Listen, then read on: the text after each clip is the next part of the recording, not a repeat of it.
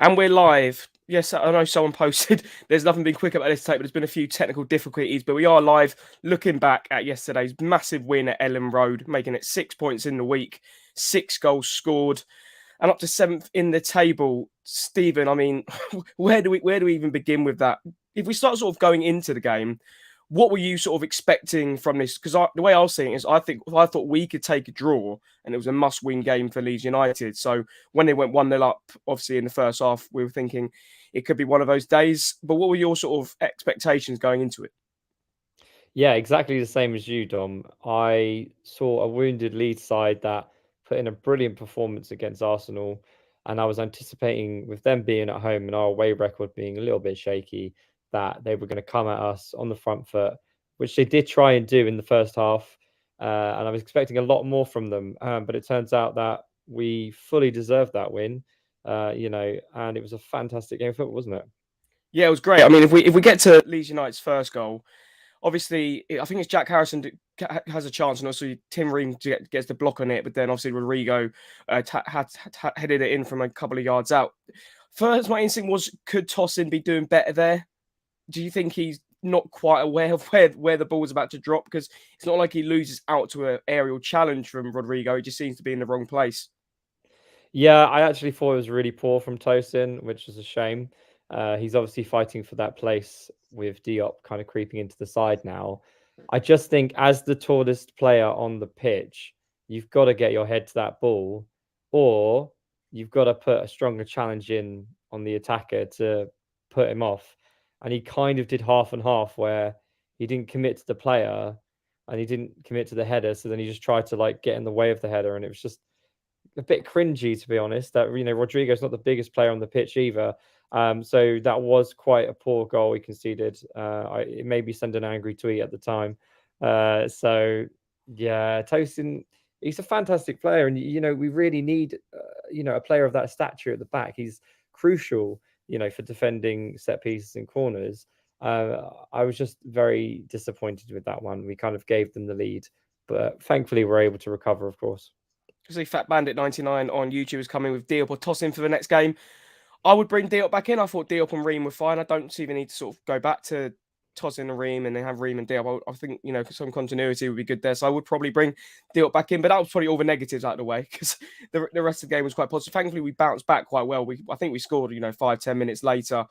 From that corner from Mitrovic. He does well to peel off his man, who I think is Luke Ayling, from the Pereira corner. And he sort of heads it, and it sort of just fumbled in by Meslier. I mean, in the away end yesterday, because I was right on the far side, so I was sort of even behind the other goal. I didn't. I only. I started celebrating just because everyone else was, but it said it was great to bounce back sort of so quickly after conceding that goal. Yeah, just touching on that Diop point quickly. Yeah, 100%. I'd start Diop next game. And then yeah, I mean that we are so lucky that we have an abundance of talent in our team. And now Pereira, who is proving to be a dead ball specialist, is able to pick out Mitrovic so well. And it was a weird angle. It didn't look like there was a header on. But then watching the replay back in slow motion, you see how clever it is, where Wilson comes to the player taking the corner, Pereira, drags the defender with him, and then Mitro just out muscles, defender, gets himself in space and just squeezes it in. And it's really intelligent, well rehearsed football, and it really, really lifted the spirits as soon as that went in. It felt like it was going to be our day. What do you think's changed? Do you think, because we seem to be a lot more deadlier from set pieces than we sort of have been in previous seasons, especially from corners. And even when we got into the second goal, it obviously started off at a corner and eventually came back to Pereira. But what do you think? Do you think it is getting a dead ball specialist like Pereira into the side, or do you think they're specifically working to try and score more goals from set pieces this season? Yeah, well, set pieces are key, and I think it's a combination of having the talent to execute it and Marco Silva's tactics. We all know that as a team, offensively, we're very, very good, and I think this is just what he's drilling in the players day in, day out on the training pitch. So yeah, it's really fantastic to see us converting so many, set pieces, and long may it continue. It's yeah, very different from that Scott Parker era for sure. Yeah, so because I thought yesterday, basically what happened is I thought up until our first goal, I didn't think we were that good. I know Reed had that chance, obviously that was cleared off the line. I'm not thinking it might have been Robin Koch who cleared it off the line, but like, I think once we scored, then we were just the only team in the ascendancy. Really, I know Leeds had a bit of pressure in the beginning of the second half, but I feel like once we sort of scored and got a foothold in the game, I saw the game only going one way, really. Going into half time, obviously it was 1-1. What would you say your half-time thoughts were sort of going into the second half? Yeah, very positive. Felt like we deserved a lead at that stage. And, I think we just had to weather the storm a little bit. Leeds were always going to come out full throttle against us because they needed those 3 points and they were desperate for a reaction. So I think we just had to take a step back and soak up that pressure and let them have a bit of fun for 15 minutes and then just build and build and build, which is exactly what we did. Yeah, Harrison Reed, couldn't believe it. He almost got 2 goals in the space of a week or something. I mean, what a block from the defender. It was phenomenal, wasn't it? But yeah, I felt like we deserved to be in the lead. And I was going into that second half feeling really positive. It was just a case of, can we take the chances or is it going to be one of those days?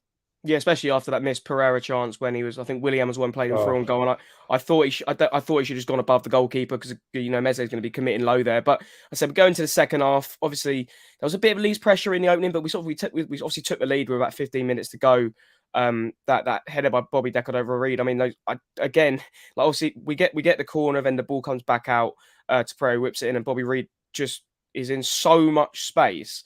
I don't really know what the Leeds defenders were doing here. I think it's in between Cooper and someone else. Can't remember who the other defender was, but yeah, Bobby Reed just glances it into the far post. But from a Leeds perspective, those first 2 goals to concede are absolutely criminal because I just still don't understand. I've watched the highlights back multiple times, last night, and I rewatched back match day 2 this morning.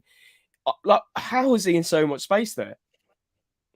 I mean, it's very poor defending from Leeds. They've clearly tried to prioritize their attacking threats and using attack as a form of defense, and it did not work yesterday.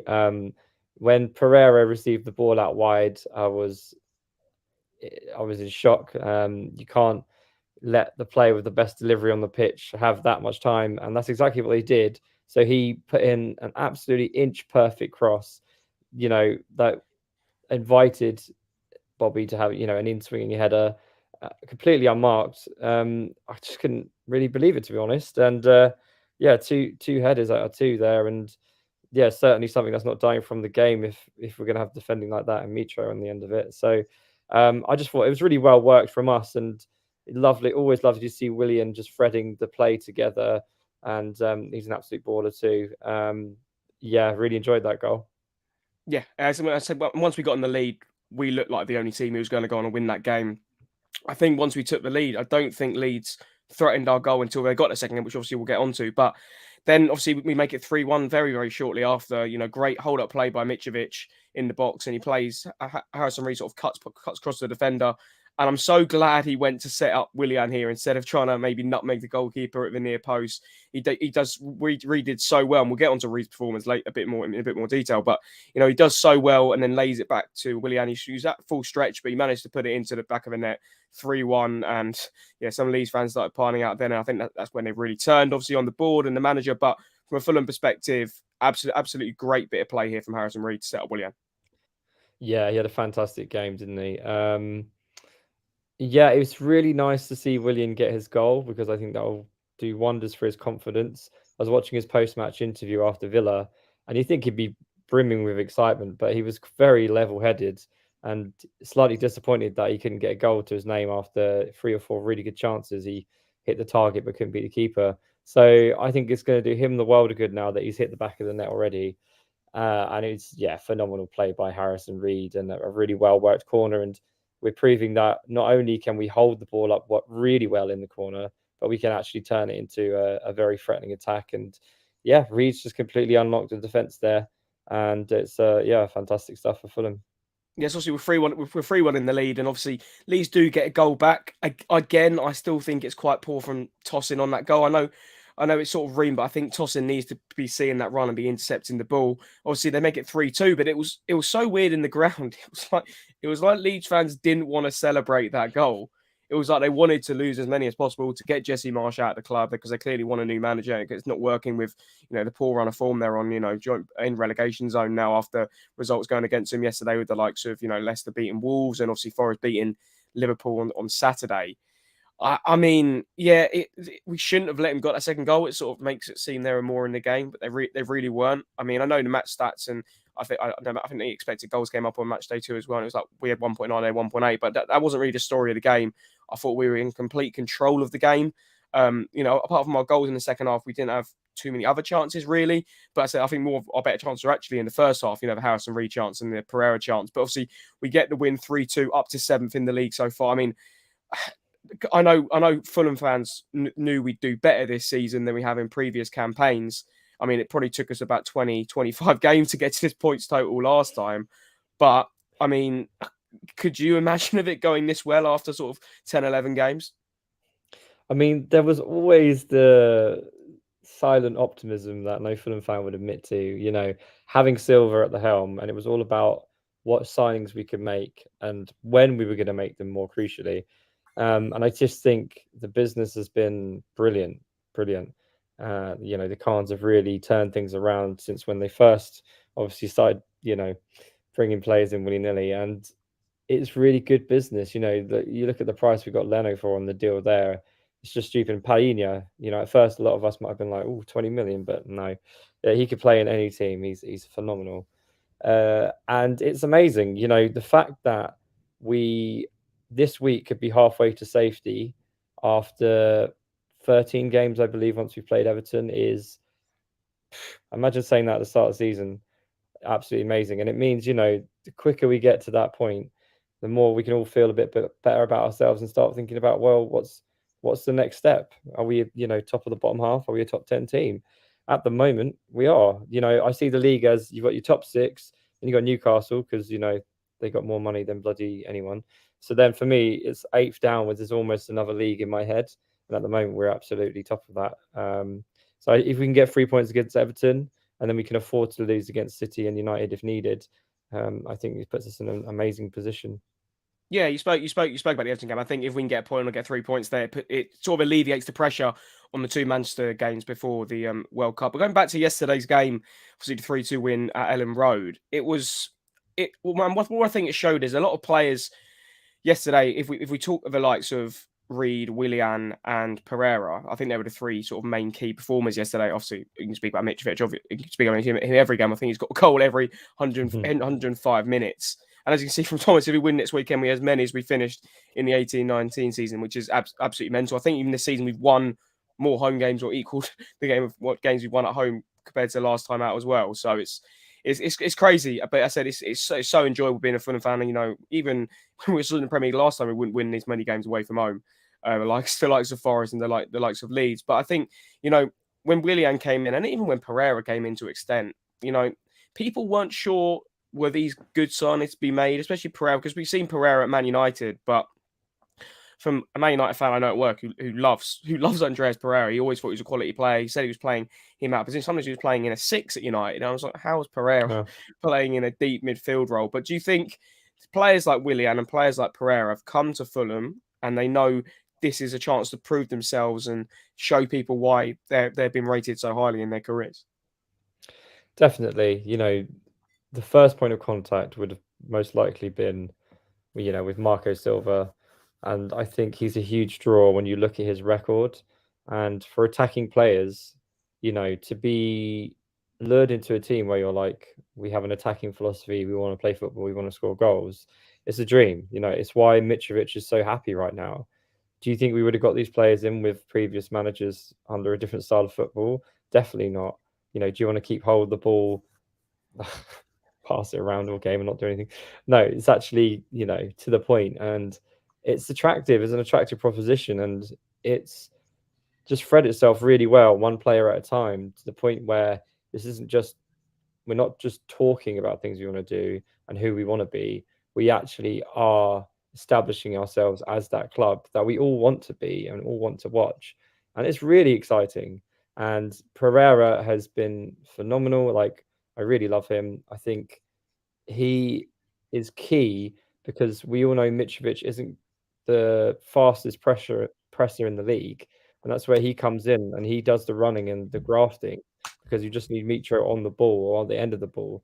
And he's, Silva's found a system that works to We his sort of, strengths. he And seamlessly sort of just dropped into the Fabio Carvalho role. That, I think it's important for the 10 or the most advanced centre midfielder in this system to get to as close to Mitrovic as possible. I think that's key. So Mitrovic has someone to work off, and then he can lay it out wide to the likes of Willian, Wilson, Cabano, who I thought exactly. Cabano was just seemed to be the biggest wind-up merchant when it came to riling the Leeds fans yesterday when he came on, who did exceptionally well at sort of just holding the ball out and doing quite well. I actually thought I don't think Wilson had the greatest game, but he's still coming. He's still not fully fit, you could say, and neither is Mitrovic really to an extent. Yeah. I think he was saying how he's sort of going through pain injections, and as Karen Patrick Scott here says, it looks like he needs a couple more run-ups. When he's up and run at midfield, will look pretty special. Yeah, I think with Wilson, he is just coming back, and we've got to get the game against Everton coming up, and thankfully, we've got a sort of 6-day rest period now, and we can, go again against Everton. But yeah, I think Wilson just needs a few more run-outs, But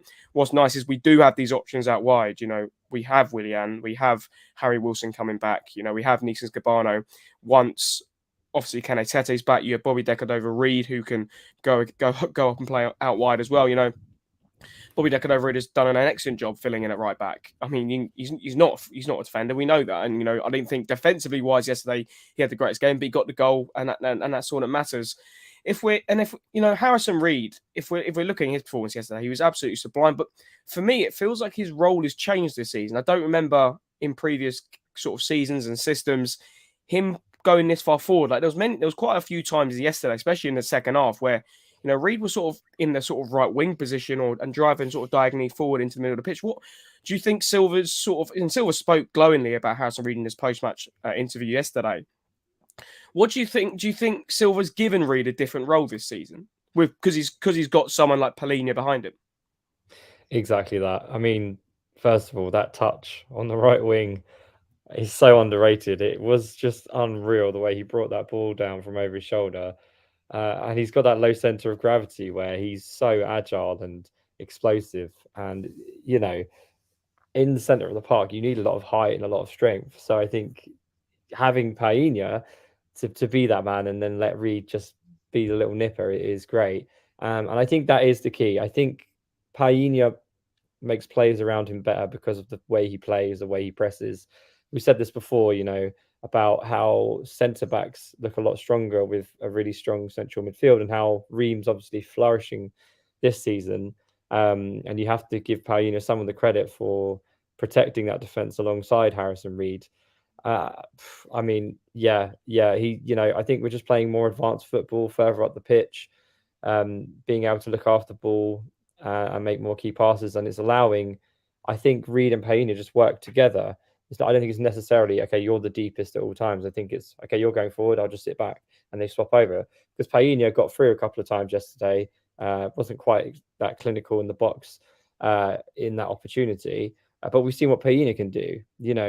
If you force another team back into their area and then bring it out, Painha can smash it from 25 yards and it goes in the back of the net. So they both offer different threats, and it's just a joy to watch. And it's the only area I think we need strengthening in January, is just a backup for one of them, because let's be honest, we all know Chalobah's not up to scratch, and Onum is not really around it anymore. So we just need, that's the only signing I would make in January. Yeah, comment here. Reed for England. I think it's a bit late for the World Cup squad, knowing Gareth Southgate and how Alex pick his own players. But even if you just look at the England centre midfield sort of conundrum, I guess you could say, you've got Declan Rice and Jude Bellingham, who are obviously such good young players. But then if you look at, I'm not saying he's better than Jordan Henderson here, but if you look at likes of Henderson and Ward-Prowse, for example, he's definitely had a better season than both of them. So I wouldn't say maybe for the World Cup, but if you're looking at sort of the March international break next year and June or in the Euro 2024 qualifiers, if he continues the way he is, there's no reason he can't push himself into Gareth Southgate's plans.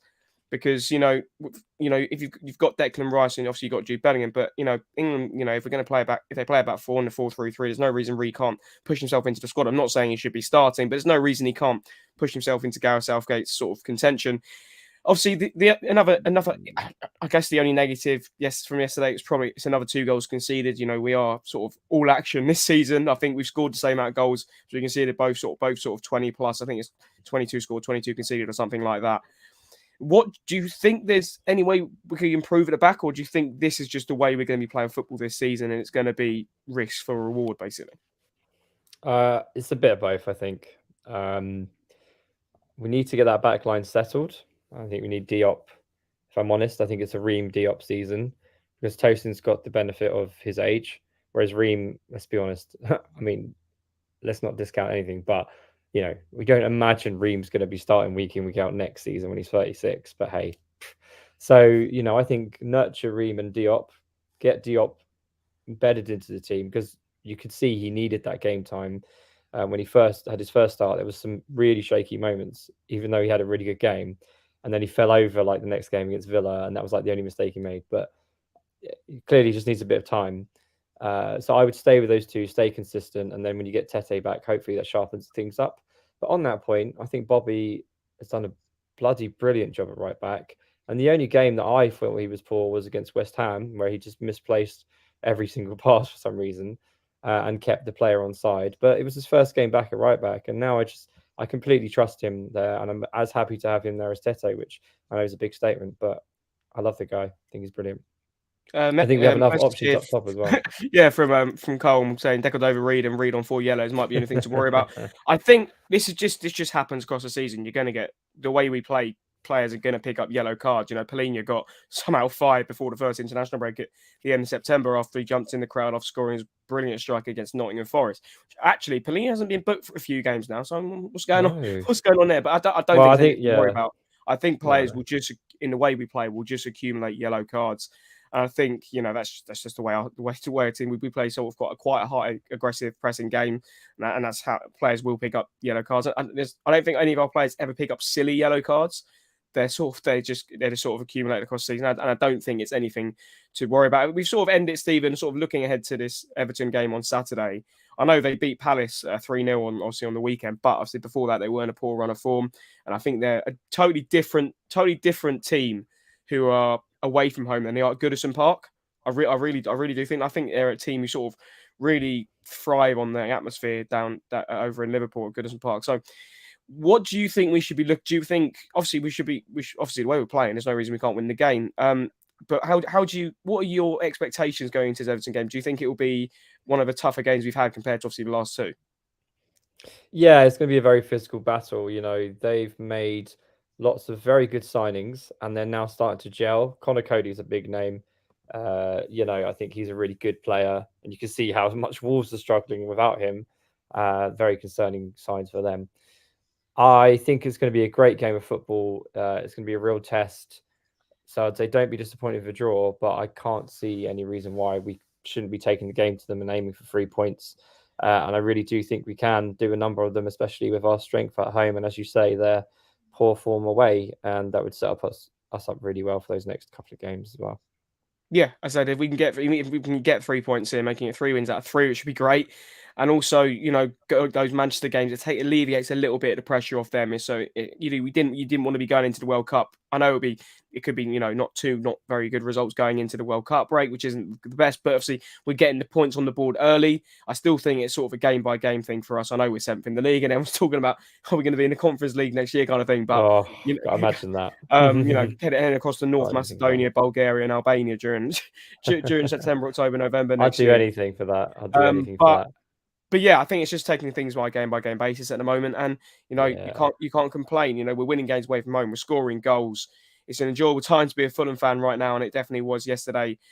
Especially when you go into a game where the home fans are turning on their board and turning on their manager, it always makes it a lot more fun. But that's today's quick take. Obviously, Leeds 2, Fulham 3. Great win yesterday. Up to 7th in the table, above Liverpool. Lovely things to see. Stephen, thanks very much for joining me today. Thank you very much, and I think we should get Sammy to sound the foghorn if we do beat Everton, because 3 wins in the Premier League very exactly. Rare. So stay tuned. There obviously will be the normal pod coming out either this evening or tomorrow morning. Stay tuned. But this has been the quick take on the Fulhamish YouTube channel and Twitter account. See you guys later.